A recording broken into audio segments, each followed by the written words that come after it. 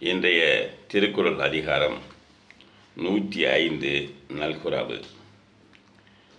இன்மையின் இன்னாதது யாதெனின் இன்மையின் இன்மையே இன்னாதது.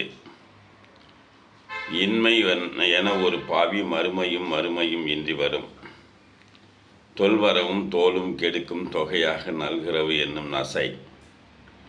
இற்பிறந்தார் கண்ணேயும் இன்மை இழிவந்த சொற்பொறிக்கும் சோர் தரும். நல்குரவு என்னும் இடும்பையில் பல்குறை துன்பங்கள் சென்று படும். நற்பொருள் நன்குணர்ந்து சொல்லினும் நல்கூர்ந்தார் சொற்பொருள் சோறுபடும்.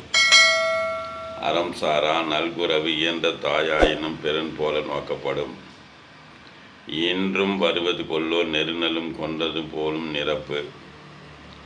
நெருப்பினில் துஞ்சலும் ஆகும் நிரப்பினுள் யாதொன்றும் கண்பாடு அரிது.